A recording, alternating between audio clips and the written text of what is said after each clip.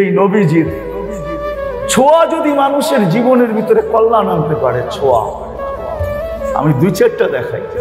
আল্লাহ রসুল শুধু ছুঁয়া দিছেন, তাও হাতের ছোঁয়া না, পিঠের ছোঁয়া।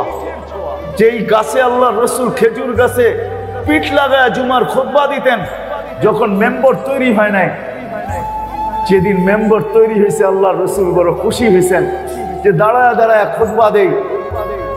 বয়সও হয়েছে, বৈশাখ খুতবা দেওয়ার সুযোগ হইল। মেম্বরে যখন উঠতেছিলেন তো খেজুর গাছের কান্না মসজিদে নববী দেখছেন। সাহাবায়ে কেরাম শুনছেন, বাচ্চার মতো কাঁদতেছিল। সে আমাদেরকে কি মেসেজ দিতেছিল বলেন? আজকে বিদ্বান, বুদ্ধিমান, বিবেকমান মানুষগুলাকে আমি প্রশ্ন করতে চাই, এই খেজুর গাছ আমাদেরকে কি মেসেজ দিল?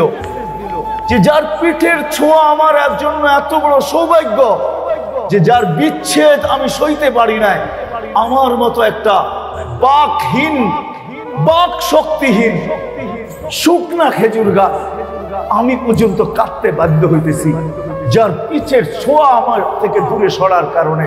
ও মানুষ, তুই যখন তার আদর্শের থেকে দূরে হস, তাহলে তোর জন্য কি করণীয় ছিল? একটু তুই বিবেক বুদ্ধি দিয়া ভাব। দুনিয়ার জীবনটাই তো শেষ না। একটু আগেই আমি বলছি, বয়সটাও আমাদের অধীন না, আর আমার কোনো অঙ্গই আমার কথা চলে না।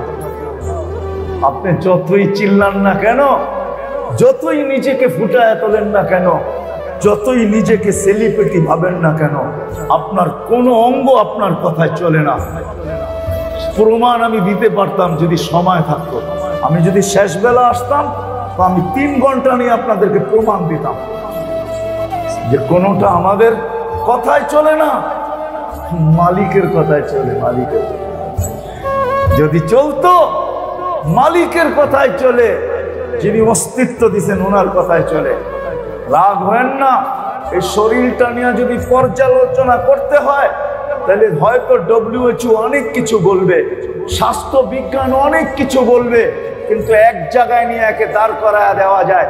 সে বলতে বাধ্য হবে এই শরীরটা সবকিছু কোনো এক অদৃশ্য শক্তি দ্বারা চলে, এখানে চলার মতো কোনো টেকনিক নেই। অদৃশ্য কোনো শক্তি দিয়ে এটা চলে। নাহলে চোখে দেখার কি উপাদান, মুখে বলার কি উপাদান, কানে চলার কি উপাদান, বাকিগুলা বাদেই দিলাম। 3টা দেখাইলাম, কোনো উপাদান নাই, তারপরও এটা দেখতেছে, তারপরও বাকশক্তি বলতেছে, তারপরও কান শুনতেছে। মাঝে মাঝে আল্লাহ দেখায়, দেখতে দেখতে এখন আর দেখে না। তুমি দেখো না কেন? চোখ তো তার জায়গায় আছে, কালকেও তো দেখতেছিলা। ডাক্তার পরীক্ষা করে বলে না, এখন আর দেখা যাবে না। আপনি এরকমই সারাটা জীবন কাটাইতে হবে। কেন দেখে না?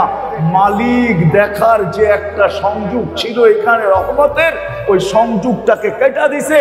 বিদায় এখন আর 13 কোটি ক্যামেরা দিয়া 13 কোটি ক্যামেরা একসাথে ফেল, এখন একটা ক্যামেরাও দেখে না। এইখানে 13 কোটি ক্যামেরা, 2 চোখে 26 কোটি ক্যামেরা, 26 কোটি ক্যামেরা। সত্য এটাই নবীর আদর্শ। ওই খেজুর গাছ কাঁদতে ছিল, আল্লাহ রসুল এসে সান্ত্বনা দিয়েছেন। হাদিস উঠান, যদি তার ছোঁয়া এরকম বয়া নিয়ে আসতে পারে, তার আদর্শ কি নিয়ে আসবে বলেন? আপনাদের কাছে বিচার দিলাম, আপনাদের বিচার বলো, আপনাদের বিচার বিভাগ কি বলে? পিঠের ছোঁয়া, গুইসাবকে ইশারা করছেন, সে চিৎকার দিয়া বলতেছে লাব্বাইক ওয়া সাদাইক ইয়া যাইনাফা ইয়াউমিল কিয়ামা। তাও জীবিত হইয়া, মরা ছিল, ইশারা করছেন। আইয়ুহাদ দাব বলতে দেরি, সে চিৎকার দিতে দেরি করে না। আরবি ভাষায় লাব্বাইক ওয়া সাদাইক ইয়া যাইনাফা ইয়াউমিল কিয়ামা। ও দুজাহানের বাদশা, আমার ভাগ্য খুলে গেছে, কিয়ামত পর্যন্ত আমার আলোচনা চলবে, সারা জীবন আমার আলোচনায় মুখর থাকবে। মান আমানা আনতা খায়র আনতা রাসূল রাব্বিল আলামিন। আমি সাক্ষী দিতেছি আপনি সমগ্র জগতের রবের রাসূল, খাতামুন নবিয়্যিন, আপনার পরে কোনো নবী নাই।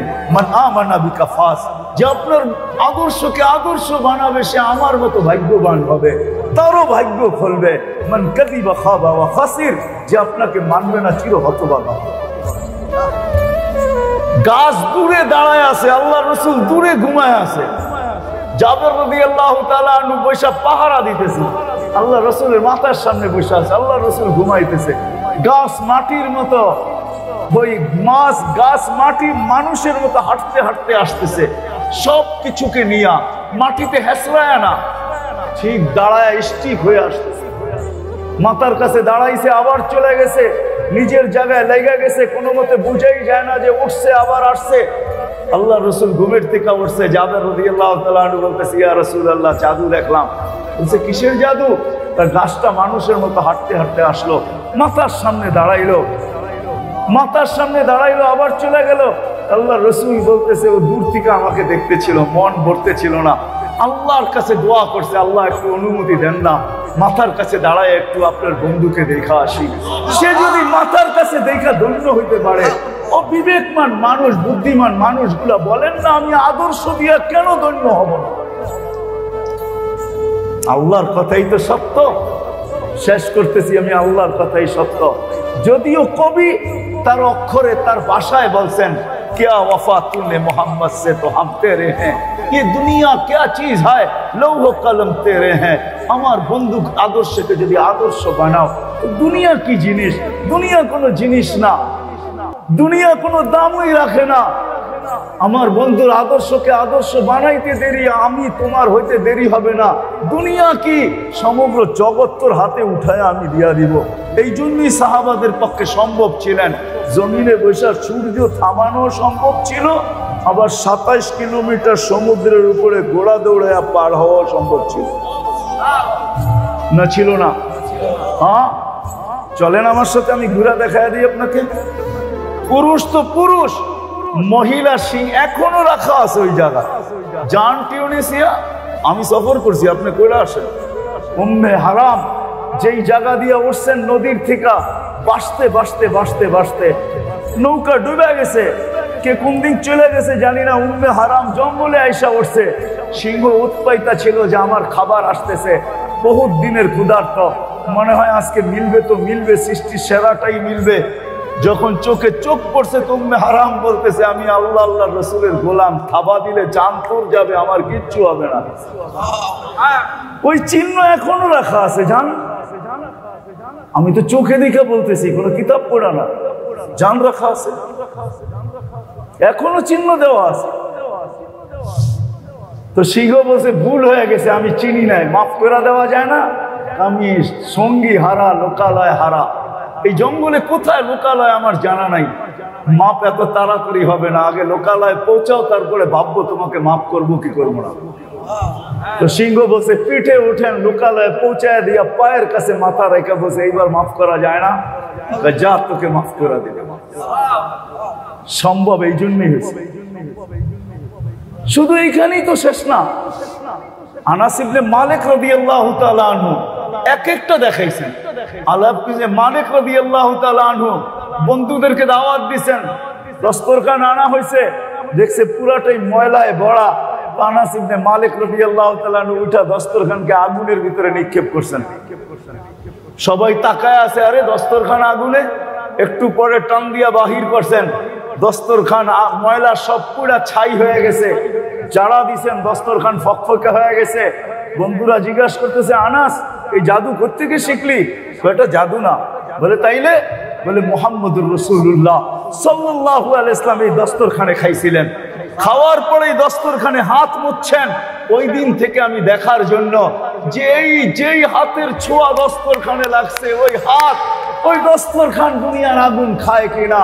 ও দুনিয়ার মুসলমান, ও দুনিয়ার মুসলমান, যার হাতের ছোঁয়া লাগলে দুনিয়ার আগুন খায় না, তার আদর্শ জিন্দেগিতে আসলে তোমাকে জাহান্নাম খাবে তো খাবে কি করে? আমাকে বোঝাও।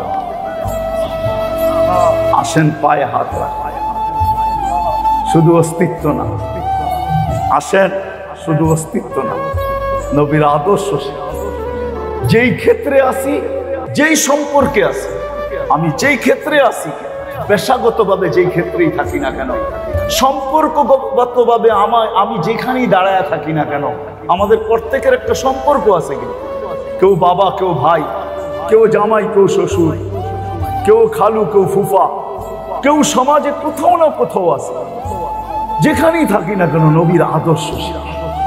নবীর আদর্শ শিখা ছাড়া কসম খোদা এই সমাজটা যতই উন্নত করতে চাই না কেন, আমার ঘোরার জীবনের কিছু কাহিনী আপনাদেরকে শুনাইতাম যদি সময় থাকতো।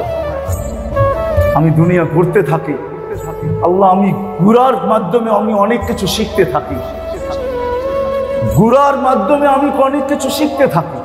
2019-এর কথা আছে, আমি যখন আমেরিকা আমার সফর হইতেছিল, কোনো এক এয়ারপোর্ট থেকে আমি বাহির হইতেছিলাম। তো যখন দিনদার ছেলে, আমাদের দিনদার ছেলে মাকে হুইল চেয়ার থেকে যখন কোলে কইরা গাড়ির সিটে বসাইতেছিল, মনে হয় 5 থেকে 7-10 হাত দূরে হবে, এক ইংরেজ মহিলা দাঁড়ায় কাঁদতেছিল। আমরা একসাথেই আসতেছিলাম, বাহির হইতেছিলাম। আমি একে জিজ্ঞাসা করলাম, তুমি কাঁদো কেন? বসে এই দৃশ্য আমাকে কাঁদাইতেছে। আমার মনে হয় এই বৃদ্ধা এই ছেলের মাই হবে, অন্য কেউ হবে না। আমি বলছি, তুমি সত্য বলছো, এটা তার মা। বলছে দৃশ্য আমাকে কাঁদাইতেছে, ছেলে মাকে কত যত্নে কত আদরে গাড়ির সিটে বসাইতেছে, আর আমি একজন বৃদ্ধা মহিলা। আমার সন্তান বৎসরে 2 বার আসে, একদিন মাদার ডে, একদিন ফাদার ডে। আমার সন্তান কোথায় হারায় গেছে আমি জানি না। আমি বলতে বাধ্য হয়েছি, এটা আমার নবীর আদর্শ। আমার নবীর আদর্শ শিখাইছে যে মা কোন বয়সে হইলে তাকে কিভাবে যত্ন নিতে হয়, এটা আমার নবী শিখাইছে। এটা আমার নবীর আদর্শ। সত্য, এইবারও আমি সেপ্টেম্বরের 10 তারিখে আসছি আমেরিকাতে। লস এঞ্জেলিসে যখন আমি ছিলাম, ওই দিনও আমি রাত্রে কাঁদতেছিলাম। সারাদিন আমার সাথে একজন মুসলমান পাকিস্তানি পাঠান, সে ভালো মতো হাঁটতেও পারে না, অনেক লম্বা, চিকন চাকন, বয়স 80-র উপরে। সারাদিন আমাদের সাথে ছিল। এশারের পরে যখন চলে যেতেছিল, তো মুসাফা করে চলে গেছে, আমি মনে করছি সে বাসায় যেতেছে। শেষ রাত্রে যখন আমি উঠছি, সাথীরা অনেকেই ঘুমন্ত ছিল, তাবলিগি সফর ছিল আমার। শেষ রাত্রে কিছু আমল থাকে, আমি যখন উঠা শেষ করে বাহিরে দাঁড়ানো ছিলাম বারিন্দায়, আমি দেখতেছি গেট থেকে ওই লোকটাই ঢুকতেছে, হাতে একটা পলিথিন আর গায়ে সিকিউরিটি গার্ডের পোশাক, সিকিউরিটি গার্ড।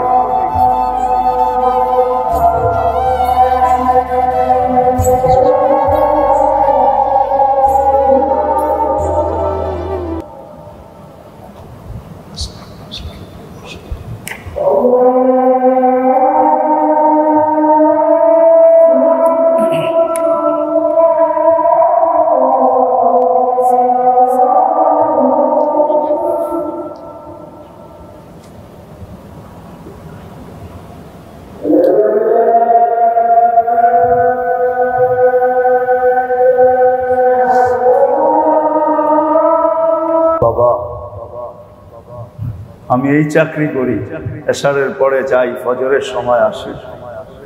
বাস্তবিক সত্য এটাই।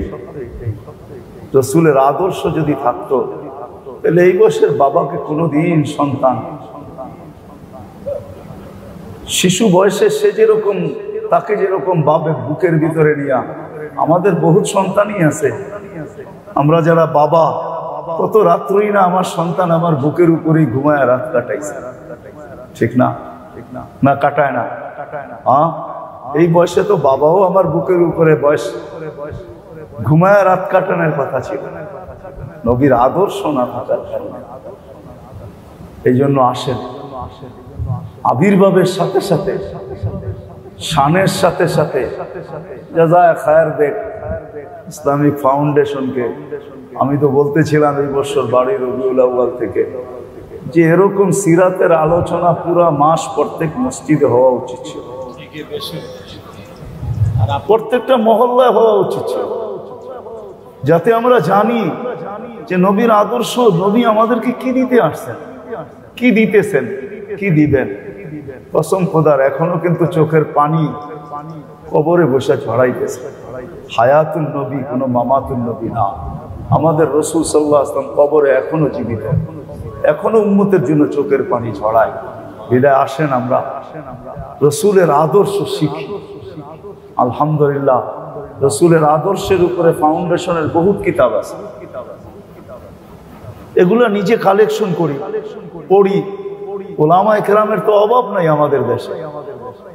দুনিয়াতে একটাই দেশ, যেই দেশের বিকল্প দুনিয়ার কোথাও নেই, সেটা বাংলাদেশ। আমি দুনিয়া ঘুরা বলতেছি, এই দেশের মতো সহজ শিক্ষা, আলেম ওলামা এই দেশের মানুষের মতো।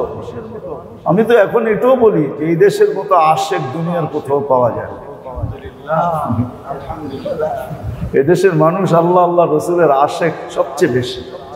এই জন্যই এই দেশটা নিয়ে সারা দুনিয়া যাই বলুক না কেন, এই বিপর্যয় সেই বিপর্যয়, আমার মনে হয় এই দেশে কোনো বিপর্যয় কোনোদিন হবে না যতদিন এই পরিবেশ থাকবে।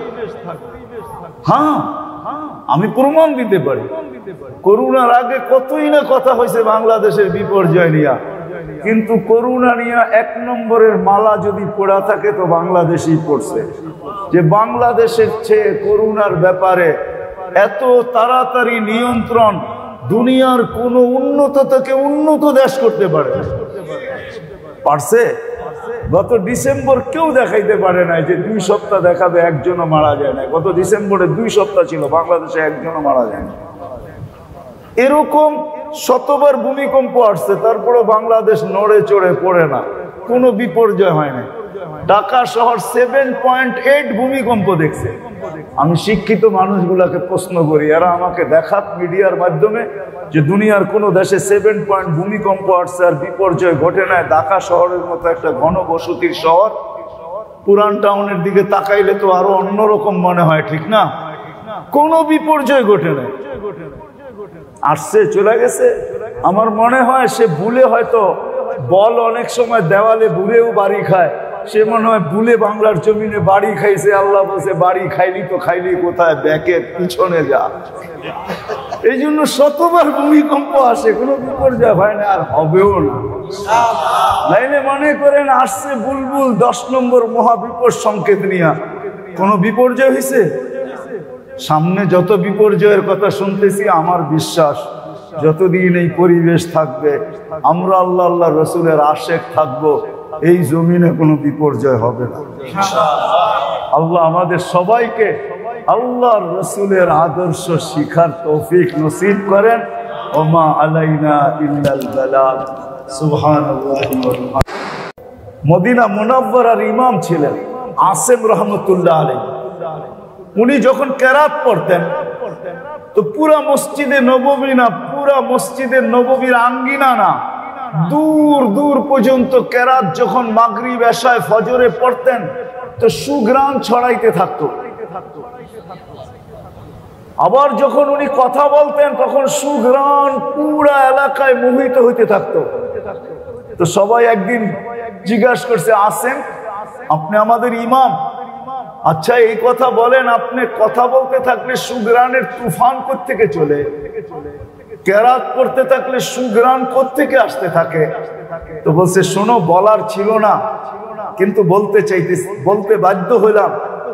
আমি একদিন স্বপ্নে দেখি আল্লাহ রসুল শাইখাইনকে নিয়ে আসছেন। শাইখাইন চিনেন? আবু বকর আর ওমর রাদিয়াল্লাহু তাআলা আনহু, ওনারা শাইখাইন। ওনাদেরকে নিয়ে স্বপ্ন যুগে আসছেন। আর আয়েশা বলছে, আসেন তোমার কেরাত বড় সুন্দর, একটু কোরআন শোনাও তো। তো বলছি, ইয়া রাসূলুল্লাহ, কোরআন আপনার উপরে নাযিল হয়েছে আর আমি শোনাবো? তো আল্লাহ রসুলের অনুরোধে কোরআন শুনাইছেন, যতটুকু শুনাইতেছিলেন। তো যখন কোরআন শোনানো শেষ, আল্লাহ রসুল সাল্লাল্লাহু আলাইহি ওয়াসাল্লাম বলছেন, আসেন জিহ্বা বাহির করো। তো যখন জিহ্বা বাহির করছেন, স্বপ্নের ভিতরে আল্লাহ রসুল নিজের লোয়াব তার জিহ্বায় মাইখা দিছেন। ওই দিন থেকে যখন মুখ খুলতেন তো সুঘ্রাণের তুফান বাহির হইতে থাকে। যার থুতুতে এরকম সুঘ্রাণ, তার আদর্শে কি সুঘ্রাণ? আজকে তো আমরা দুনিয়াকে আদর্শ দেখাইতে পারি না, যার কারণে দুনিয়া আমাদের উপরে আঙ্গুল উঠায়। আল আহাদুস সামাদ الذي لم يتخذ صاحبة ولا ولد خلق الخلق وأحصاهم عدد رفع السماء بقدرته بغير عمد بسط الأرض بقدرته على ماء الجمد قسم الرزق فلا ينسى من خلقه أحد ولم يكن له كفوا أحد الحي القيوم علي العظيم جواد الكريم فعال لما يريد والصلاة والسلام على حبيبنا المصطفى والمجتبى الذي بعثه إلى الجن وإلى الإنس وإلى الأبيض وإلى الأسود بشيرا ونذيرا داعيا إلى الله رحمة للعالمين شفيع المذنبين حريص بالمؤمنين رؤوف رحيم صلى الله عليه وعلى آله وأصحابه وأتباعه إلى يوم الدين أما بعد فأعوذ بالله من الشيطان الرجيم بسم الله الرحمن الرحيم هو الذي أرسل رسوله بالهدى ودين الحق ليظهره على الدين كله وقال جل جلاله لقد كان لكم في رسول الله أسوة حسنة وقال رسول الله صلى الله عليه وسلم تركت فيكم أمرين لن تضلوا ما تمسكتم بهما كتاب الله وسنة رسوله وقال صلى الله عليه وسلم من تمسك سنتي عند فساد أمتي فله أجر 100 شهيد أو كما قال عليه الصلاة والسلام বাংলাদেশের জাতীয় মসজিদ বাংলাদেশের একমাত্র ইসলামী ফাউন্ডেশন আয়োজিত এই ধারাবাহিকভাবে মিলাদুন নবী সাল্লাল্লাহু আলাইহি ওয়াসাল্লামের এই মুহূর্তের মজলিসের সম্মানিত সভাপতি, আগন্ত মুসলমান ভাইয়েরা, কোরআন হাদিস থেকে যতটুকুই তেলাওয়াত করলাম আশা রাখি একই সামনে রেখে অতি অল্প সময় কিছু কথা রাখবো। সাথে সাথে সকলের কাছে দোয়ার দরখাস্ত, আল্লাহ আমাকে, আপনাদেরকে, সমগ্র শ্রোতাকে সঠিক জিনিসকে বুঝা, শিখা এবং মানার তৌফিক দান করে।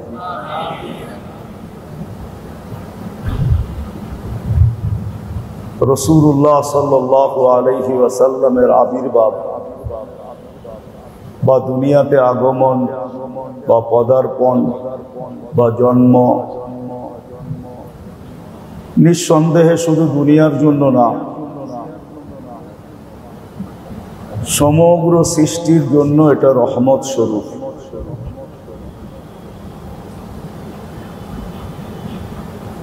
আর এটা স্বয়ং রব্বে কায়নাত, সমগ্র জগতের মালিক, আমাদেরও মালিক, আমাদেরও প্রভু, ওনারই ঘোষণা আমা আরসালনাকা ইল্লা রাহমাতাল লিল আলামিন। রাসূলুল্লাহ সাল্লাল্লাহু আলাইহি ওয়াসাল্লাম সমগ্র সৃষ্টির জন্য ওনার আবির্ভাব রহমত স্বরূপ। ওনার অস্তিত্বটাই সমগ্র সৃষ্টির জন্য রহমত স্বরূপ। যদি একটু পিছিয়ে যাই তাহলে হয়তো এটাও বলা যেতে পারে যে সমগ্র সৃষ্টি যেন ওনার রহমতের ছোঁয়ায় তৈরি। আপনি বলেন, আমি বলি, আকাশ বলেন আর জমিন বলেন, সূর্য বলেন আর চন্দ্র বলেন, নক্ষত্র বলেন আর তারকারাজি বলেন, সমুদ্র বলেন আর মহাসমুদ্র বলেন, নদী বলেন আর নালা বলেন, পাহাড় বলেন আর পর্বত বলেন, শাকসবজি বলেন আর তরুলতা বলেন, ফুল বলেন আর ফল বলেন, এমনকি এমন কোন সৃষ্টি নাই, জিবরিল বলেন আর মিকাইল বলেন, গভীরে গেলে দেখা যায় মনে হয় সবকিছু ওনার রহমতের ছোঁয়াই অস্তিত্ব লাভ করছে। যদি তা না হতো তাহলে আল্লাহ এই কথা কোনোদিন বলতেন না, বা আমাদের নবীজি সাল্লাল্লাহু আলাইহি ওয়াসাল্লাম। আমরা তো আসলে দুরুদও পড়তে চাই না, মন খুইলা দুরুদ পড়া উচিত। ওইদিকে গেলে সময় অনেক চলে যাবে। আমাদের জয়েন্টে জয়েন্টে এখন যে সবারই ছোট হোক আর বড় হোক জড়তা, সবাই বলে এরকম কোনো মানুষ নাই যার জয়েন্টে জড়তা নাই। জড়তা বুঝেন তো? হয়তো হাত ভালো মতে কাজ করে না, কখনো পাও করে না, কখনো ব্রেন করে না, কখনো কোমর করে না। না করার সবচেয়ে বড় কারণ হলো আমরা দুরুদে বখিল। আর বখিল যে হয় তার হাত কখনো প্রসারিত থাকে না, চাই সেটা স্ত্রী হোক চাই সন্তান হোক। বখিলের হাত সবসময় গুটানো থাকে। বখিলের হাত বোঝেন? বখিলের হাত কিন্তু সবসময় গুটানো থাকে। স্ত্রীর জন্য খোলে না, সন্তানের জন্য খোলে না। এমনকি ঘরের মানুষগুলো বলতে থাকে, বাবা তুমি বখিল আমাদের জন্য হইলা কেন? অন্যের জন্য হইলা ভাবলাম ঠিক আছে, কিন্তু আমাদের জন্য কেন তুমি বখিল? হাত কেন খুলতে চাও না? আর যে বখিল না তার হাত সদা সর্বদা প্রসারিত থাকে। তো বখিলের হাত যেরকম গুটানো থাকে, সম্প্রসারিত হয় না, খোলে না, আমরাও দুরুদের ব্যাপারে বখিল বিদায় আমাদের জয়েন্ট গুলা খোলে না। রাগ হয় না? আমরা আল্লাহর রাসূলের নাম শুনি, মোহাব্বত করি বলে, কিন্তু মন খুইলা দুরুদ পড়তে চাই না। মন খুলা যদি দুরুদ পড়া হয় তাহলে ইতিহাস বা কিতাব বা মানুষের জীবনী ঘাটলে দেখা যায় যে দুরুদের ভিতরে বিরাট বড় তাসির আছে, তাসির, ক্রিয়া আছে, এফেক্ট হয়। আজকে আমরা মন খুলা দুরুদ পড়তে পারি না। যেখানেই রাসূলুল্লাহ সাল্লাল্লাহু আলাইহি ওয়াসাল্লাম নাম আসে সবাই বলে মনে মনে পড়ি। না না, এটা মনে মনে পড়ার জিনিস না, এটা তো মন খুলা পড়ার জিনিস। এটা যত পড়বে ততই, একটা কথা রাগ হয় না, কথার মোড় অন্যদিকে চলে গেল আপনাদের চুপ থাকার কারণে। আমরা যখনই মসজিদে ঢুকি তখনই কিন্তু একটা দোয়া পড়ি। কি দোয়া পড়ি? আল্লাহুম্মা আফতাহ লি আবওয়াবা রাহমাতিক। আল্লাহ রহমতের দরজা যেন আমার উপরে খোলা থাকে। এটাই মনে হয় এটা স্বাভাবিক অর্থ। রহমতের দরজা যেন আমার উপরে কখনো বন্ধ না হয়। এখন যদি আল্লাহকে প্রশ্ন করি, আল্লাহ সদা সর্বদা রহমত বর্ষিত হোক, এটা বুঝবো কি করে? তো আল্লাহ বলতেছে, আমার বন্ধুর উপরে একবার দুরূদ পড়বে, আমি 10 বার রহমত পাঠাবো। তাহলে 100 বার পড়বে, কয়বার আসবে? 1000 বার পড়বো, কয়বার আসবে? 10,000 বার পড়বো, কয়বার আসবে? 24 ঘন্টায় তো এত রহমতের প্রয়োজন নাও হইতে পারে। মনে হয় বুঝাইতে পারি না। রহমত যে চাইলাম, আল্লাহুম্মা আফতাহ লি আবওয়াবা রাহমাতি, একটু বিবেক দিয়া বাবা উচিত। আল্লাহ বিবেক মানুষকে বুদ্ধি, বিবেক, বিদ্যা এই জন্য দেন নাই এসব কিছু এই বস্তুর পিছে লাগায় দিবে, নিজের পিছে মোটেই লাগাবে না। আজকে আমরা সারাদিন দুনিয়ার পিছে লাগাইতেছি। যান এই ফুটের দোকানগুলাকে দেখেন, এই বিশাল নিচের মার্কেটওয়ালাদেরকে দেখেন, চতুর্দিকের অফিসওয়ালাদেরকে দেখেন, সারাদিন বিবেক, বুদ্ধি, বিদ্যা সব কিছু দুনিয়ার পিছে। ছোট জীবনটা 60-70 বছরের জীবনটার পিছে আর এই ছোট দেহটার পিছিয়ে লাগায়া দেয়। কিন্তু একটা কথা এখানে এটাও আছে, দেহের কোন জিনিসটা আমার কন্ট্রোলে আছে বলেন? কেউ হাত উঠায় বলো যে দেহের এই জিনিসটা আমার কন্ট্রোলে আছে, এটা আমার কথা ছাড়া চলে না। কি বলতে পারবেন কোনোটা? তাইলে আমার চোখে চশমা কেন আসলো? আমি তো কোনোদিন চাই না আমার দৃষ্টিশক্তি কমুক, তো আমার চোখ তো আমার কন্ট্রোলে না, তাহলে আমার চোখে কেন চশমা আসলো? অঙ্গ প্রত্যঙ্গ গুলা ড্যামেজ কেন হয়? একটাও তো আমি চাই না। কিডনি আলা কোনোদিন চায় না আমার কিডনি ফেল হোক আর আমি ডায়ালিসিসে যাই, সে কোনোদিন চায় না। হার্টওয়ালা কোনোদিন চায় না যে আমার হার্টের ভিতরে কোনো সমস্যা হোক, কোনো অঙ্গেই। এমনকি আমরা এতটুকুও পছন্দ করি না যে আমার একটা কাটার খোঁচা লাগে। কি লাগে না লাগে না? হোঁচট খাই না খাই না? রাস্তায় কখনো পিছলায় পড়ি না? অ্যাক্সিডেন্ট হই না? ওই ব্যক্তি কি চাইতেছিল নাকি? পদ্মা ব্রিজ যেদিন উদ্বোধন হলো সে কি চাইতেছিল নাকি যে আমার অ্যাক্সিডেন্ট হোক, আমার অ্যাক্সিডেন্টের খবর সারা মিডিয়ায় যাক? আর চিরদিনের জন্য বাইকালাদের জন্য এই পদ্মার স্বপ্নের ব্রিজ বাইক দিয়া অতিক্রম করার এক স্বপ্ন, এটা স্বপ্নই থেকে যাক আর কোনোদিন বাস্তবায়ন না হোক, এটা কি সে কোনোদিন চাইতো নাকি? সে চাইতো যে আমি একটু পরে দুনিয়াকে তাক লাগাইতেছি, ভিডিও করতে করতে পার হইতেছি, একটু পরে মিডিয়া আমার ভিডিও যাবে, না জানি একদিনে 18 কোটি মানুষের ভিতর থেকে 36 কোটি মানুষও হয়তো লাইক দিতে পারে, ভিউজ আসতে পারে। তার জানা ছিল না সামনে মালাকুল মউত দাঁড়ানো। আমরা যে রহমত চাই, মসজিদে ঢুকতেই রহমত চাই, কিন্তু কখনো ভাবছি এই রহমতটার ধারা কোত্থেকে, কোন জায়গার থেকে আমার উপরে ধারাটা চলতে থাকবে।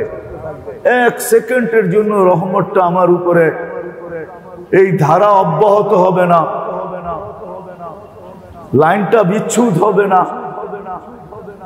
কিন্তু সুযোগ তো ছিল, আল্লাহ তো বলেই দিছেন আমার বন্ধুর উপরে একবার দুরূদ করবে আমি 10 বার রহমত পাঠাবো, তোমার রহমত কত প্রয়োজন বলো। কিন্তু এইখানেই তো আমরা বখিল, যার কারণে আমাদের অঙ্গ প্রত্যঙ্গ গুলা সব ওটার মতোই জড়তা লেগে আছে। বিদায় কারো সর্বনাশ, কারো পৌষ মাস। মনে হয় বুঝাইতে পারি না, না বোঝেন নাই, কি বলছেন? কারো পৌষ মাস, কারো সর্বনাশ। দেখা যাইতেছে মেডিসিন ওয়ালাদের পৌষ মাস, ডাক্তারদের পৌষ মাস, যদিও ওরা বিরুদ্ধে চলে যাবে। সারাদিন ওষুধ খাইতেছি, ডাক্তার দেখাইতেছি, কিন্তু এটা কোনোদিন ভাবি নাই যে রহমতের ধারা আমার উপরে চলতে থাকলে আমার শরীরের সব জড়তা দূর হয়ে যাবে। কেননা একমাত্র রহমতের দ্বারাই তো এটা পরিচালিত। আল্লাহ এক জায়গায় বুঝাইছেন, রহমতি ইলাইকা নাসির, ও মানুষ 24 ঘন্টা আমার রহমত তোর উপরে বর্ষিত হয়, যদিও নাকি মাসিয়াতুকা ইলাইয়া সাঈদ, 24 ঘন্টা তোর নাফরমানি আমার দিকে উঠতে থাকে। তুই নাফরমানি সাপ্লাই দিতে থাকিস, আমি রহমত সাপ্লাই দিতে থাকি। তুই নাফরমানি করতে থাকিস, আমি রহমত পাঠাইতে থাকি। তুই নাফরমানিতে অভ্যস্ত, আমি রহমতে অভ্যস্ত। তোর নাফরমানি মজা লাগে, আমার রহমত পাঠাইতে মজা লাগে। তুই নাফরমানি ভালোবাসিস, আমি রহমত পাঠাইতে ভালোবাসি। কেননা আমি রহিম, তুই তো রহিম না। কখনো মাও চোখের পানি ছেড়া বলে, বেটা তুই বুঝবি কি, তুই তো মা না, তুই মা হলে বুঝতি মা জিনিসটা কি। বাবাও বলে তুই বুঝবি কোত্থেকে, তুই তো বাপ হোস না, তুই বুঝবি কোত্থেকে। যদি তুই বাপ হইতি তাহলে বুঝতি তুই বাপ জিনিসটা কি। সত্য এটাই। তো ওইখান থেকে চলে গেছি, কোত্থেকে জানি হারায় গেলাম। সূত্র কোথায় ছিল? শুধু আপনাদের চুপ থাকার কারণে। যে দুরূদ যখন পড়তে হয় তখন মন খুইলা পড়া চাই, নাইলে আল্লাহ এই কথা কোনোদিন, ওইখান থেকে বাহির হয়ে গেছি, আল্লাহ এই কথা কোনোদিন বুঝাইতেন না যে আল্লাহ রাসূলের রহমতের ছোঁয়ায় সমগ্র সৃষ্টির অস্তিত্ব এই জন্যই আদম আলাইহিস সালামকে কোন পর্বে আল্লাহ বলছিলেন, উনি জিজ্ঞাসা করছিলেন মান হুয়া কাতাবতু ইসমাহু মা ইসমিক, উনি কে? সব জায়গায় আপনার নামের সাথে ওনার নামটা মিলানো দেখি। আবার এটাও আল্লাহর রসুল থেকেও পাওয়া যায়। আল্লাহর রসুলও কোনো সময় অভিযোগ করছিলেন, আল্লাহ তাকাইলো তো দেখি অনেককে অনেক কিছু দিছেন, আমাকে কি দিছেন? কাউকে কালিম, কাউকে রূহুল্লাহ, কাউকে খলিলুল্লাহ, কাউকে সফিউল্লাহ, কাউকে জবিহুল্লাহ। এক এক নবীর এক একটা উপাধি আছে, আমাকে কি দিলেন? তো আল্লাহ বলছে সবার চেয়ে বড় যেটা ওটা আপনাকে দিছে। বলছে সেটা আবার কি? বলে ইদা যুকিরতু যুকিরতা মাই, যখন আমার স্মরণ হবে তো আপনার স্মরণ বাধ্যতামূলক হবেই হবে। এই জন্য লা ইলাহা ইল্লাল্লাহ পড়লে মুহাম্মাদুর রাসূলুল্লাহ আসবেই আসবে। আশহাদু আন্না মুহাম্মাদ, আশহাদু আল্লা ইলাহা ইল্লাল্লাহ মুয়াজ্জিন বললে আশহাদু আন্না মুহাম্মাদুর রাসূলুল্লাহ বলবেই বলবে। শুধু এই দুনিয়াতে না, আরশেও লেখা আছে ইন্নানি আনাল্লাহ লা ইলাহা ইল্লা আনা মুহাম্মাদুন আবদি ওয়া রাসূলি, আমি আল্লাহ, আমি ব্যতীত কোনো আল্লাহ নাই, মুহাম্মাদুর রাসূলুল্লাহ, মুহাম্মদ আমার বান্দা এবং আমার রাসূল। তারপরে আল্লাহ দুনিয়াকে ঘোষণা দিয়েছেন মান আমানা বি ওয়া আতা রাসূলি আদখালতুহুল জান্নাতা বিআহদি, যে আমাকে রব বলে মানবে, যে আমার নবীর আদর্শকে নিজের জীবনের আদর্শ বানাবে, আমি আমার দায়িত্বে তাকে জান্নাতে প্রবেশ করাবো। তো আদম আলাইহিস সালামও জিজ্ঞাসা করছিলেন কে? আপনার নামের সাথে নাম সংযুক্ত। প্রশ্ন যদিও লম্বা, আল্লাহ লম্বা জিজ্ঞাসা করছেন কোথায় কোথায় দেখলেন, কিন্তু আদম আলাইহিস সালামের জবাব ছিল কোথায় দেখি নাই এটা বলেন। দেখি নাই কোথায়? এমনকি জান্নাতের প্রত্যেকটা বস্তুর ভিতরে এই কালেমা খচিত, জান্নাতের গেটও এই কালেমা লাগানো। হায় হায়, আজকে তো আমরা চিনি না এই কালেমা, না আল্লাহ চিনি না রসুল চিনি। আসলে যারা চিনে তারা সত্যের পথ পায়। বাইজিদ বোস্তামি রহমতুল্লাহ আলাইহি শুধু এই কলেমা দিয়া বাইজিদ বোস্তামি রহমতুল্লাহ আলাইহির জীবনের একটা কাহিনী আছে, বড় লম্বা। খ্রিস্টান পাদ্রীরা 5 লক্ষ পাদ্রী ওনাকে 62টা প্রশ্ন করছিলেন, উনি 62টা প্রশ্নেরই জবাব দিছেন। তারপরে উনি একটা প্রশ্ন করছেন, এ দেখো আমি তোমাদের 62টার জবাব দিলাম, আর সমুচীন জবাব একটাও তোমরাই স্বীকার যেতেছ, একটাও ভুল না। আমি একটা প্রশ্ন করব, জবাব দিবে তো? তো সব পাদ্রীরা বলছে অবশ্যই দিব। বলছে বলো জান্নাতের চাবি কি? একটা প্রশ্ন। তো পাদ্রীদের যে হেড ছিল সে বলছে আমি জবাব জানি, কিন্তু দিলে মনে হয় আমার জাতি মানবে না। তো বাকি পাদ্রীরা বলছে আপনি জবাব দিয়া দেন, সে একটা জবাবের উত্তর পাওয়া এটা তার অধিকার, বিচারে এটাই বলে দেন, আমরা মাইনা নিব। বলছে লা ইলাহা ইল্লাল্লাহ মুহাম্মাদুর রাসূলুল্লাহ। বলতে দেরি, এক বৈঠকে 5 লক্ষ পাদ্রী মুসলমান হইতে দেরি করেন।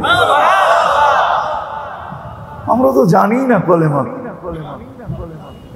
তো যেখান থেকে শুরু করলাম আমি, যে রাসূলুল্লাহ সাল্লাল্লাহু আলাইহি ওয়াসাল্লামের আবির্ভাব, পদার্পণ, জন্ম, দুনিয়াতে আসা, এটা শুধু দুনিয়ার জন্য না, সমগ্র সৃষ্টির জন্য রহমত। বরং সমস্ত সৃষ্টির অস্তিত্বের রহমত। সমগ্র সৃষ্টি অস্তিত্ব, আমরা যে যেখানেই ব্যক্তিত্ব দেখাই না কেন, আপনার ব্যক্তিত্বের ছোঁয়ার ভিতরে মুহাম্মদুর রাসূলুল্লাহর রহমতের ছোঁয়া আছে, নাইলে আপনার আমার অস্তিত্ব হইতো না। কেন আল্লাহ জবাব এটাই দিছিলেন, লাউলাহু লামা খালাকতুকা ইয়া আদম আলা তারিফুহু, তুমি একে চিনো না, উনি যদি না হইতো তাহলে তোমার অস্তিত্ব হইতো। সত্য এটাই। বিদায় ওই অস্তিত্ব নিয়ে আলোচনা, পুরা অস্তিত্বটাই রহমত। কিন্তু আমি অস্তিত্বের সাথে সাথে আরেক দিকেও যাব। অস্তিত্বটা যদি এরকম হয়, তাহলে ব্যক্তিত্বটা যদি এরকম হয়, তাহলে তার আদর্শটা কিরকম হবে? বাবার বিষয় এটা, শুধু অস্তিত্ব নিয়ে ভাবা বিষয় না, বা আবির্ভাব নিয়ে ভাবা বিষয় না। আজকে তো আমরা আবির্ভাব নিয়ে ভাবি, অস্তিত্ব নিয়ে ভাবি, কিন্তু আদর্শ নিয়ে ভাবা উচিত। যে যার অস্তিত্ব সমগ্র জগতের জন্য রহমত, তাহলে তার আদর্শ কিরকম রহমত পাবেন? যার অস্তিত্ব, যার অস্তিত্ব সুগ্রাণ আর সুগ্রাণ হয়। উম্মে আইমান দায়ী ছিলেন আব্দুর রহমান ইবনে আউফ রাদিয়াল্লাহু তাআলা আনহুর আম্মা। উম্মে আইমান সে নিজে বলতেছিল যে আবির্ভাব কান্নাল মিসকা ইয়াফুর, এক এক ইঞ্চি আসতেছিল আর সমগ্র জগৎটা সুগ্রাণে মোহিত হইতেছিল। যার অস্তিত্ব সমগ্র জগৎকে সুগ্রাণে, হাজারো কাহিনী আছে আবির্ভাবের সময়। আমি মোটা মোটা কয়েকটা বলতেছি, মোটা মোটা যার আবির্ভাবের কারণে আবির্ভাবের ক্রিয়া বা তাসির বা প্রতিফলন এতটুকু হইতে পারে যে যেই আগুন 1400 বছর ধরে নিভে নাই, জমিনে পা রাখতে দেরি, ওটা নিতে দেরি হয় না।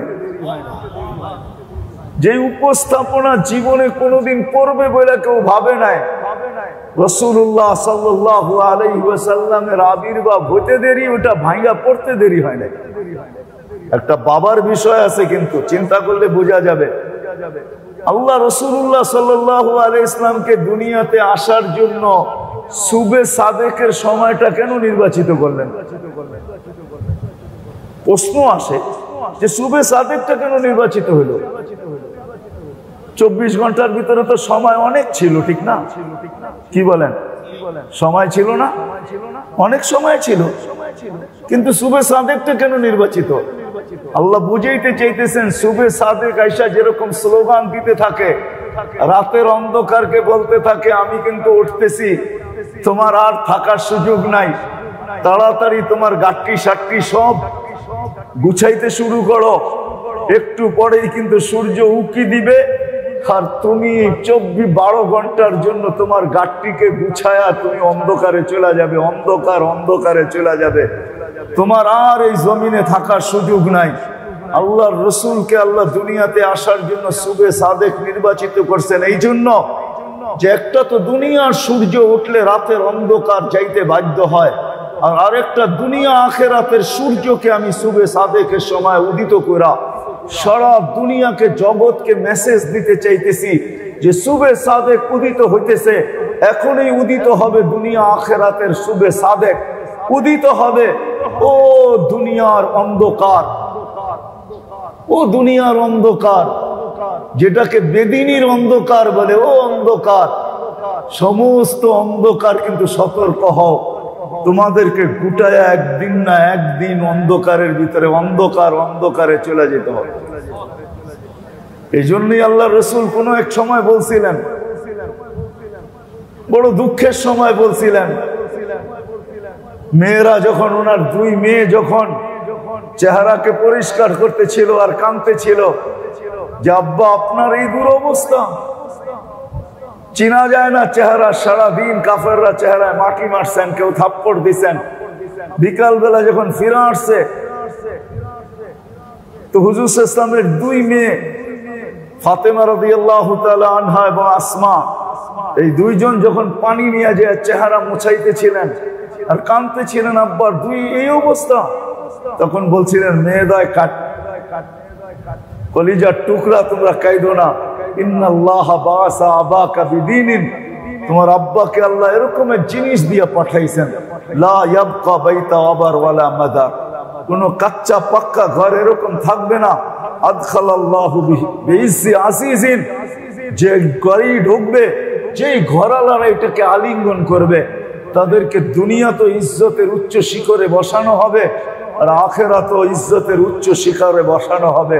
আও বিদিল্লি দালিলিন, বা যারা এটাকে আঙ্গুল উঠাবে, আঙ্গুল ঘৃণার পাত্র মনে করবে, ধিক্কার দিবে, ঘৃণিত লাঞ্ছিত মনে করবে, অবহেলিত মনে করবে। দুনিয়ার জীবন তো কাটবে কাটবে, কেননা 60-70 বছর এটা কাটতে পারে। এটার গতি হয়তো আল্লাহ রোধ করবে না, কেননা সীমারেখা যতদিন না আসে অতদিন পর্যন্ত আল্লাহ গতি রোধ করেন না। যদি রোধ করতেন তাহলে বাইতুল মুকাররমে মাগরিবে যতটুকু মুসল্লি হয়েছে, আমার মনে হয় এর চেয়ে 10 গুণ মুসল্লি বাইতুল মুকাররমের নিচে বিভিন্ন গলিতে গলিতে ঘুরতে ছিল, ঠিক না? হ্যাঁ, আজান হইতো আর কেউ উপরে উঠে আসতো না। এটা কি হইতো? কি বলেন, হইতো নাকি? কি বুঝা বলতেছেন না? না বুঝা? আল্লাহর পাওয়ার যদি আপনি দেখেন, ছোট্ট একটা পাওয়ার দেখাইতেছি। 2020-এ করোনা নামের একটা ভাইরাস আসছে, এখনো এটা আছে, ঠিক না? যদিও মাত্রায় কম, খুবই কম, ছোট একটা ভাইরাস, যেটাকে দেখতে হলে মাইক্রোস্কোপ দরকার। দূরবীন ছাড়া যেটাকে দেখা যায় না, মাইক্রোস্কোপ ছাড়া দেখা যায় না। সারা দুনিয়াটা এতটুকু উন্নত, সারা দুনিয়ার মানুষ এতটুকু শিক্ষিত, যেটা মনে হয় দুনিয়া কোনোদিন এর পূর্বে ছিল কি ছিল না, ছিল না, এটাই চির সত্য। সামনে এর চেয়ে শিক্ষিত হইতে পারে, কিন্তু কম হবে না। সারা দুনিয়াকে জিরোর নিচে নামায়া লকডাউনে ঢুকায়া দিচ্ছে। তাহলে আল্লাহ ইচ্ছা করলে বাধ্য করতে পারতেন না? পারতেন না যে আজান হবে মসজিদে না আসা ব্যতীত একজন যদি বলতো মসজিদে জায়গা হবে না, তাহলে দ্বিতীয় হয়তো ব্যবস্থা হইতো যে প্রত্যেকটা গলিতে জায়নামাজ বিছাও, দোকানে বিছাও, দোকানের ভিতরে বাহিরে আল্লাহু আকবার বলে দাঁড়ায় যাও। নাইলে আমাদের অলৌকিক আধ্যাত্মিক চোখে না দেখার মতো এরকম কিছু জিনিস আল্লাহর কাছে আছে। আল্লাহর কাছে ডিফেন্স কম নাই। আমরা ভাবি আমাদের ডিফেন্সই শক্তিশালী, ঠিক না? কিন্তু আল্লাহর ডিফেন্সের কিন্তু অভাব নাই। আছে নাকি অভাব? হ্যাঁ, আপনি কি বলেন যে অ্যাটম বোম বেশি শক্তিশালী না মশা শক্তিশালী? হ্যাঁ, যুক্তি কি আপনার? কেন? কোথায় অ্যাটম বোম, কোথায় মশা? যুক্তি হইল এটা অ্যাটম বোম মানুষের আবিষ্কার, মশা আল্লাহর আবিষ্কার। মশার সৃষ্টিকর্তা আল্লাহ, স্বয়ং আমাদের রব, এই জন্য এটা পাওয়ারফুল। আল্লাহ যদি মশাকে বলে, তাহলে মশাও ডানায় উঠাবে অ্যাটম বোম, আর যেইখানে বলে ওইখানে নিয়ে রাইখা চলে আসবে। না পারবে না? হ্যাঁ, এই জন্যই তো একটা কথা প্রচলিত আছে, আর এটাই সত্য। উট যদি উঠ হয়, উট যদি উঠ থাকে, সুয়ের ছিদ্র যদি ছিদ্র থাকে, আল্লাহ যদি চায় তাহলে এই ছিদ্রের ভিতর দিয়া উঠকে আল্লাহ দৌড়ায় নিতে পারে, সুতা বানায় না, দৌড়ায় নিতে পারে। বিশ্বাস হয়? এটার নামই আল্লাহ। তো রাসূলুল্লাহ সাল্লাল্লাহু আলাইহি ওয়াসাল্লামের আবির্ভাব সমগ্র জগতের জন্য রহমত। যদি আবির্ভাব এরকম রহমত হয়, আমি 2-4টা দেখাবো, তাহলে রাসূলুল্লাহ সাল্লাল্লাহু আলাইহি ওয়াসাল্লামের আদর্শ কি হয়? আবির্ভাব যে রহমত স্বরূপ, এর কারণেই আমাদের অস্তিত্ব, নাইলে আমাদের কোনোদিন অস্তিত্ব হতো না।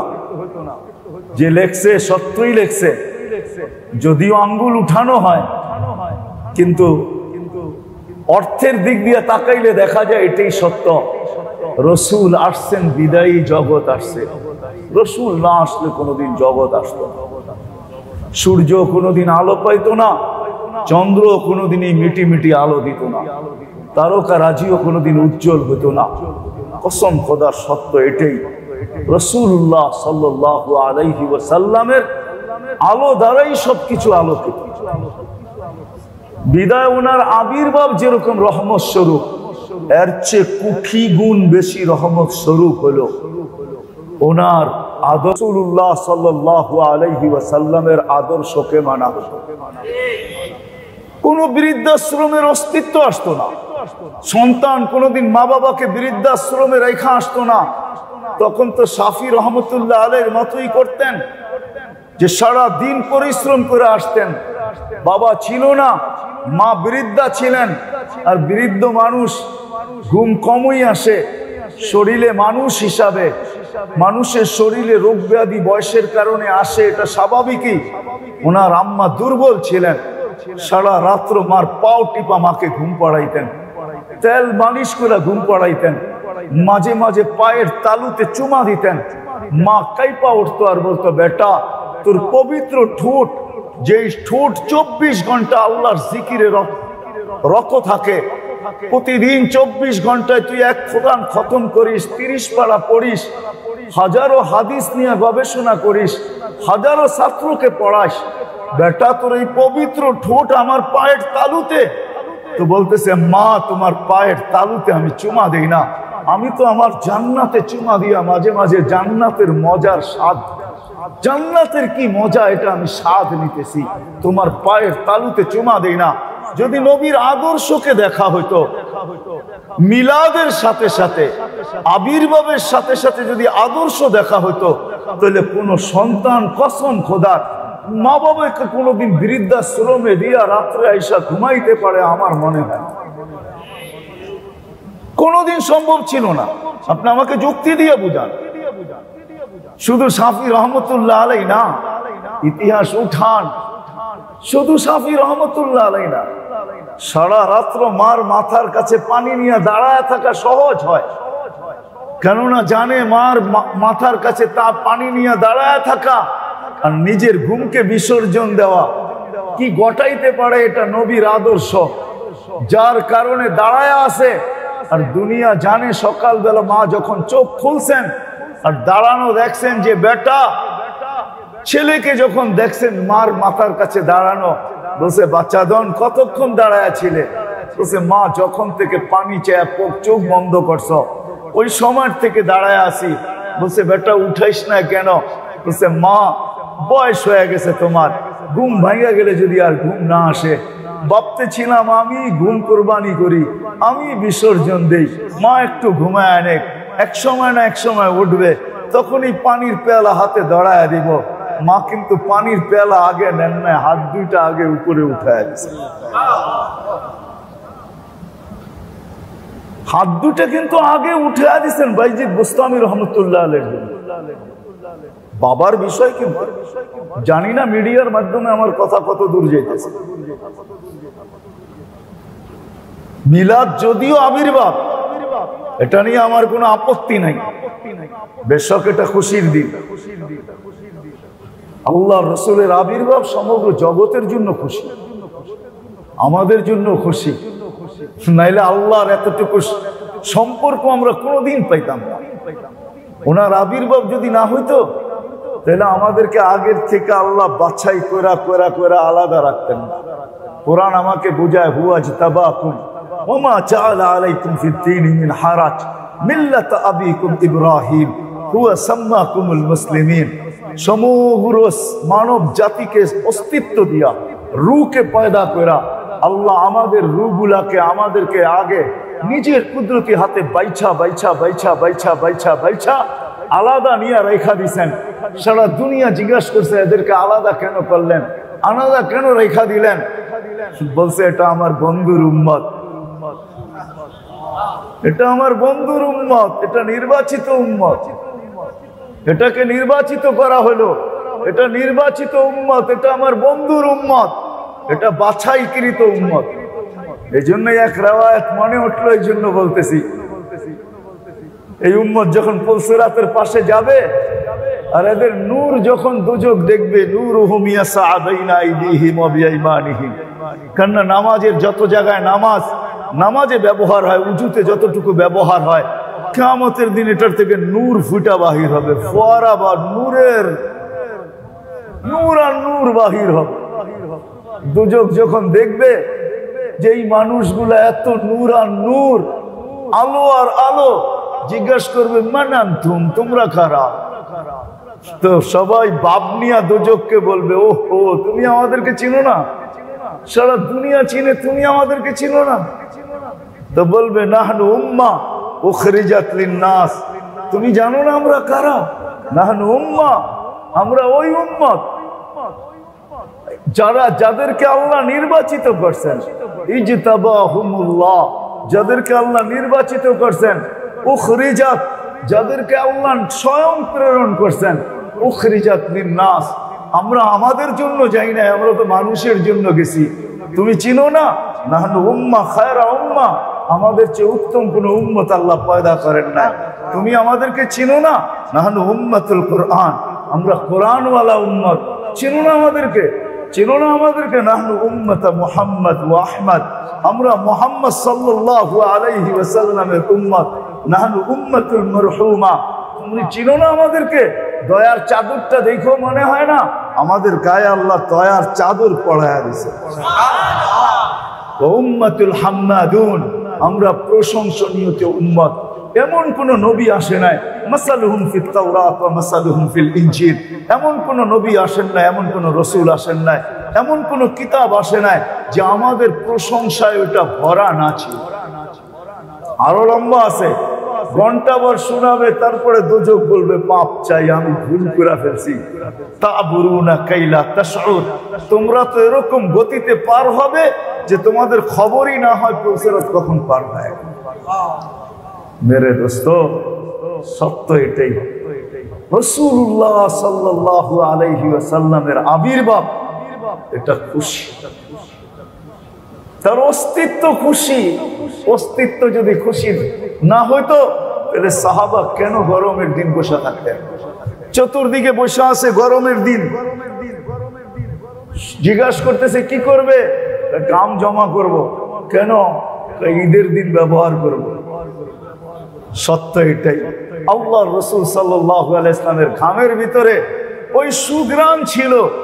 দুনিয়া কোনোদিন ওই কোন কেমিস্ট্রি ওই সুঘ্রাণ বানানোর ক্ষমতা রাখে না।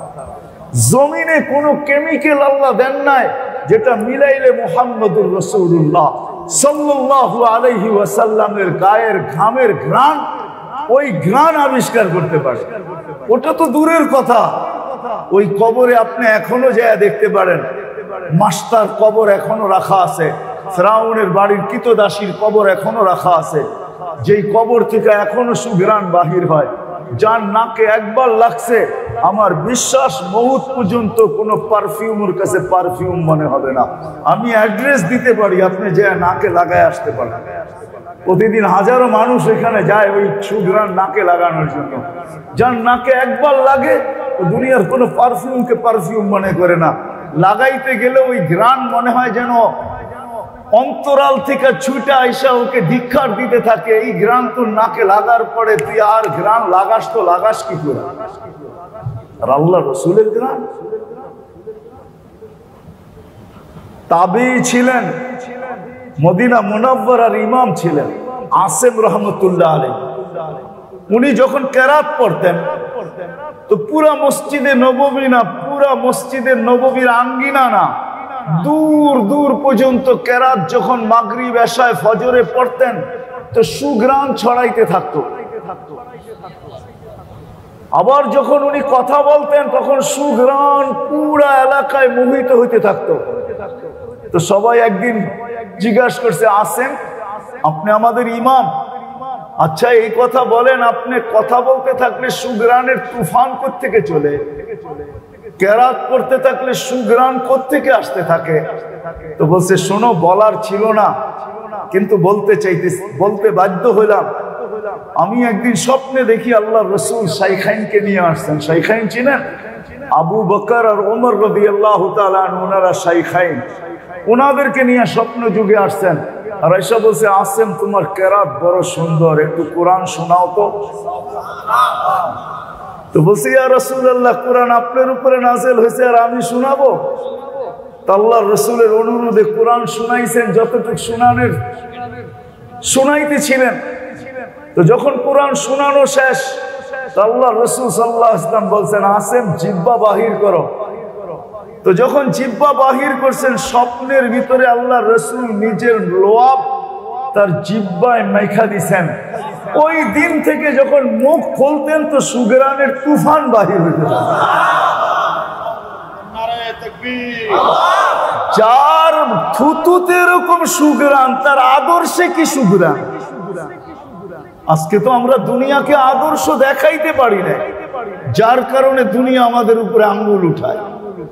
যদি আদর্শ দেখাইতে পারতাম তাহলে দুনিয়া আঙ্গুল উঠাইতো না, বরং মাথা নত করে এই আদর্শের ছায়ার নিচে আসে।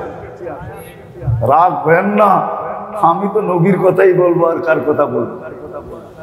জীবনের এটাই বানায় নিছি যে দুইটাই বলবো, আর তৃতীয় কোনোটা বলবো না, তিনটাই বলবো, চতুর্থ আর বলবো না।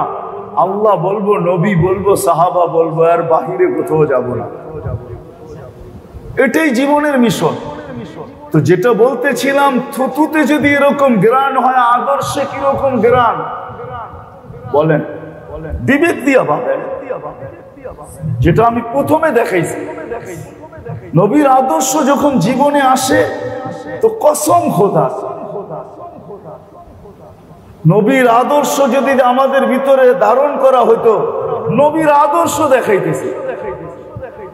3 দিন পর্যন্ত কামায় আনতে পারেন নাই, 3 দিন পর্যন্ত চুলা জ্বলে নাই আলী রাদিয়াল্লাহু তাআলা আনহুর ঘরে। 4র্থ দিন সকালে যাইতেছেন আর বলতেছেন, ফাতেমা দোয়া করো আজকে যেন কিছু জুটে। হাসান হোসাইন খিদায় কাতর, ছোট মেয়েটাও খিদায় কাতর। সারা দিন অপেক্ষমান ফাতেমা রাদিয়াল্লাহু তাআলা আনহা একটু পরপরই পর্দা উঠায়া দেখেন আলী আসে কিনা রাদিয়াল্লাহু তাআলা আনহু। যখন বিকাল হয়ে গেছে তো আসতেছে, দেখতেছেন যে দূরের থেকে দেখা যাইতেছে আসতেছে, কিন্তু হাত দুইটা খালি, চেহারাটা মলিন। যখন বিলকুল কাছে চলে আসছে, আওয়াজ এখন আর পর্দার বাহিরে যাবে না, পর্দা নষ্ট হবে না। তো ডাক দিয়ে জিজ্ঞাসা করতেছে, আলী? চোখে চোখ পড়ছে, বলছে চেহারা মলিন কেন? তো বলছে, ফাতেমা আজকেও কিছু জুটে। তো স্ত্রী সান্ত্বনা দিতেছেন, আমি আদর্শ দেখাইতেছি। স্ত্রী সান্ত্বনা দিতেছেন, ওয়াজাদনা শাকারনা লাম নাজিস সাবারনা। আলী পাবো তো শুকরিয়া আদায় করব, না পাবো তো সবর করব। দুনো অবস্থায় আল্লাহ আমাদের সাথে, আল্লাহ আমাদেরকে ভালোবাসবেন। ইউহিব্বুস সাবিরিন ওয়া ইউহিব্বুশ শাকিরিন। আল্লাহ আমাদের সাথে। আলী আল্লাহ যাদের সাথে থাকে, ফালা ইউনাসিবু লানা আন নাকুনা মাহজুন। আলী যাদের সাথে আল্লাহ থাকে তাদের চেহারা মলিন হওয়ার শোভা পায় না। তোমার চেহারা মলিন কেন? হাস্য উজ্জ্বল চেহারা না কেন? মলিন কেন? হাসো। তাইলে দরজা খুলবো, নাইলে কিন্তু খুলবো না। স্বামী স্ত্রীর ব্যাপার, আলী হাইসা দিছেন, দরজা খুলছেন, তারপরেরটা আলী রাদিয়াল্লাহু তাআলা আনহুর কথা। উনি বলছেন, খায়রুন নিসা নিসা ফাতেমা। ফাতেমার চেয়ে উত্তম কোন মেয়ে নাই। আল্লাহ অস্তিত্বই দেন না, আবার দিবেন কোত্থেকে? নাইলে মেয়েদের ঝান্ডা তার হাতে আসলো তো আসলো কি করে? যখন ঘরে ঢুকতেছেন তো আলী রাদিয়াল্লাহু তাআলা আনহু বলতেছেন, ফাতেমা সাররাত ওয়া তাবাসসামাত। ফাতেমা মুস্কি মুস্কি হাসতেছিল আর খুশিতে আত্মহারা ছিল। তো আমি দোয়া না দিয়া পারি নাই, আমি কাঁধে হাত রেখা দোয়া দিছি, রাহিমাল্লাহু ইমরাআতান। ও ফাতেমা, তুই না, শুধু তুমি না, তোমার মতো যে মেয়েরা কিয়ামত পর্যন্ত হবে, সবার জন্য আমি রহমতের বৃষ্টির দোয়া দিলাম। বলছে, ফাতেমা এটা কোত্থেকে শিখলে? বলছে, আব্বা শিখায়। বলে, এই জন্যই নাকি তুমি এক টোকায় দরজা খোলো? বলে, অবশ্যই। তুমি আসার আগে আমি দরজায় পিঠ লাগায় দাঁড়ায় থাকি, কিছু আনো আর না আনো, টোকা দিলে যেন দরজায় না লাগে, আমার পিঠে লাগে, আমি যেন এক টোকায় দরজা খুলে দিতে পারি, তুমি যেন দরজা টোকাইতে না থাকো। সারাদিন পরিশ্রম করে বাইরে যায়া কলিং বেল টিপাটাও একটা কষ্টদায়ক জিনিস হয় না? হয় না? মনে হয় বুঝাইতে পারি না।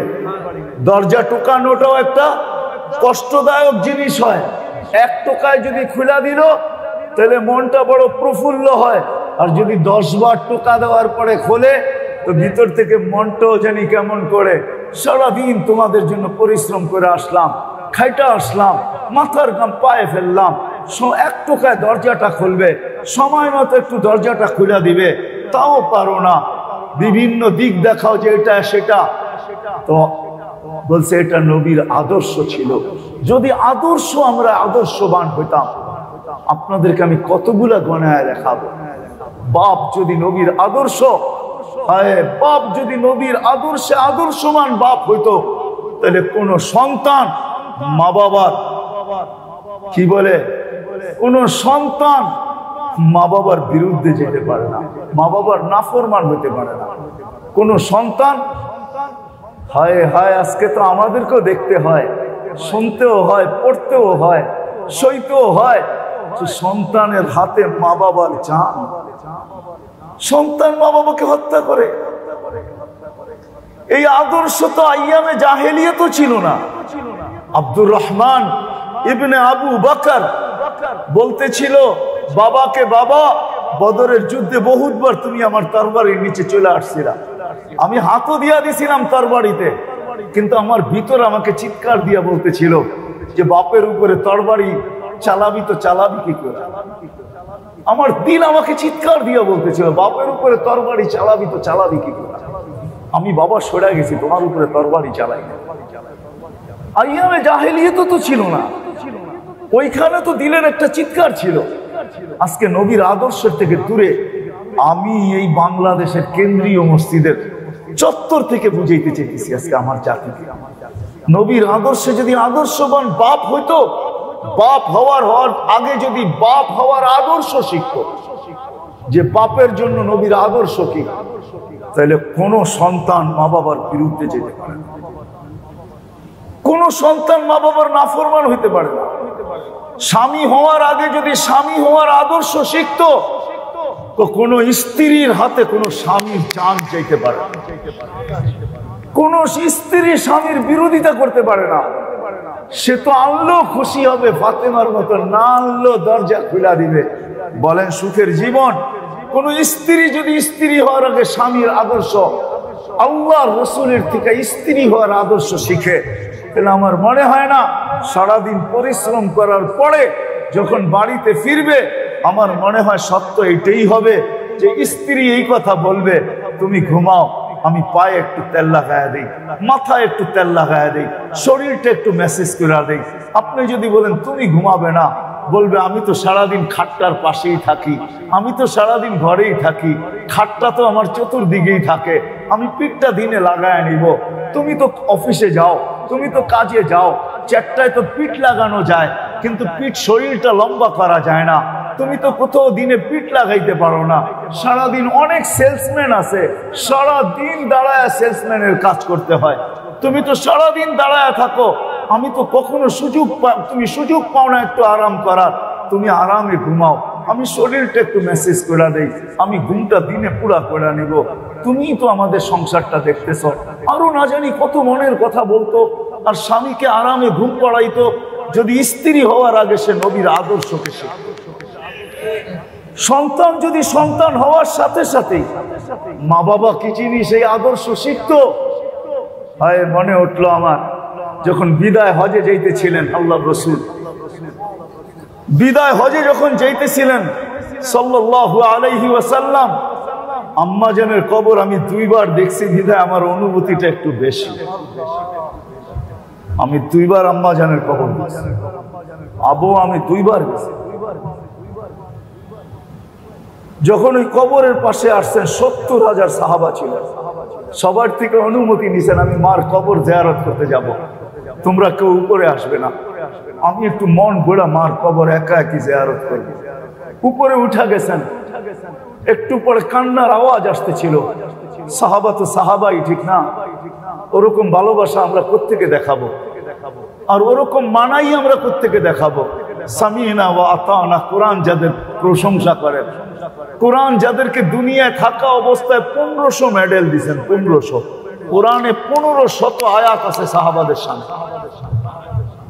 ওলামা ইকরাম ভালো মতে নোট করে নিয়ে যান, 1500 আয়াত আছে সাহাবাদের প্রশংসায়। আপনি আঙ্গুল উঠাইলে হবে কি? কিছু আসে যায় না। আল্লাহ সর্বশেষ মেডেল যেটা দিচ্ছেন, কুল্লুন ওয়াদাল্লাহুল হুসনা, নবীজি বলে দেন সবার সাথে আমার জান্নাতের ওয়াদা। দুনিয়া যত আঙ্গুল উঠাক তাতে কিছু আসে যায় না। সাহাবা কান্না সইতে পারতেছিলেন না। আলী রাদিয়াল্লাহু তাআলা আনহু তখন ছিলেন না, উনি ইয়ামানে ছিলেন। উনি হজে এসে শরীক হয়েছেন ইয়ামান থেকে। ছিলেন উসমান রাদিয়াল্লাহু, আবু বকর সিদ্দিক রাদিয়াল্লাহু তাআলা আনহু, ওমর রাদিয়াল্লাহু তাআলা আনহু, উসমান রাদিয়াল্লাহু তাআলা আনহু। তিনজনের পায়ে ধরছেন যে সাহাবায়ে কেরাম উপরে যাও না, কান্নার আওয়াজ আসতেছে। আমাদের কলিজার টুকরা, চোখের মনি, মাথার দাঁত, আমাদের জীবন মুহাম্মদুর রাসূলুল্লাহর কান্নার আওয়াজ কেন আসতেছে? তিনজন উপরে উঠছেন তো আল্লাহ রসুল মার মাথার কাছে বসে কাঁদতেছিলেন আর বলতেছিলেন, উম্মি উম্মি, মা 6 বছর বয়সে এইখানেই মা বুকে নিয়ে দুনিয়ার থেকে চলে গেছেন। ওইখানে 6 বছর বয়স ছিল মুহাম্মদুর রাসূলুল্লাহ সাল্লাল্লাহু আলাইহি ওয়াসাল্লামের। ওইখানেই বুকে টাইনা নিয়ে বলছিলেন, কুল্লু হাইয়িন মাইয়িতুন, প্রত্যেক জীবিতকে মরতে হয়, কুল্লু জাদীদিন বাল, সমস্ত নতুনকে পুরান হইতে হয়। বেটা আমি চললাম। শুধু এক মহিলা ছিল, উম্মে আইমান ছিল, আর কেউ ছিল না। আর মুহাম্মদুর রাসূলুল্লাহ 6 বছর বয়সে ছিলেন। জানি না কবর এই মহিলা কি করে দিয়েছেন। এখনো লোকালয় বহুত দূরে, আর 1400 বছর আগের লোকালয় কেমন ছিল এটা আল্লাহই জানে। ওই 6 বছর বয়সে মাকে ওইখানে রেখে আসছে। আজকে বিদায় হজে যাইতেছেন, পড়ায় 62 বছর বয়স, 63-র কাছাকাছি। কেননা বিদায় হজের থেকে আয়েশা বেশি দিন দুনিয়াতে ছিলেনও না, আর বিদায় হজেই বলে আসছিলেন, লা তাজিদু বাদা আম্মিহিম হাদা, এই বছর পরে আর তোমরা আমাকে পাবে না, আমি অচিরেই আল্লাহর ডাকে সাড়া দিয়ে চলে যাব। অল্প সময়ই চলে গেছে। মুহররম, সফর, রবিউল আউয়াল, জিলহজ, তারপরে আসছে মুহররম, তারপরে আসছে সফর, তারপরে 12ই রবিউল আউয়াল। 2.5 থেকে 3 মাস ছিলেন হজের পরে, তারপরে দুনিয়া ছেড়ে চলে গেছেন। পড়ায় 63 বছর বয়স। ওই সময় মার কবরে উঠছেন, চোখের পানি ছাড়তেছিলেন আর বলতেছিলেন, মা মা, তুই যদি আজকে জীবিত থাকতি, আমি যদি নামাজ শুরু করতাম, সূরা ফাতিহা পড়ার পরেও সূরাও শুরু করতাম, তুই যদি আমাকে ডাক দিতি, তাহলে তুই যদি না চাই না আমাকে ডাক দিতি মুহাম্মদ বইলা, আমি নামাজ ছেড়া দিয়া চিৎকার দিয়া উঠতাম, লাব্বাইক ইয়া উম্মি, ও মা তুই রইলি না, তুই আমার সুখের দিন দেখলি না, বাবাকে তো দেখেনি। আজকে যদি সন্তান নবীর আদর্শ শিখে, তাহলে কোন সন্তান মা বাবাকে বৃদ্ধাশ্রমে রেখে আসতে পারে, কোন মা বাবাকে নিজের গ্রেজে রাখতে পারে না, কোন মা বাবাকে অবহেলা করতে পারে না। আর কথা আমি লম্বা করতে চাই না, এখানেই শেষ করতে চাই। হায় মেরে দোস্ত, 2-1টা আরো মনে চাই যে আপনাদেরকে শুনাই, যেই নবীজির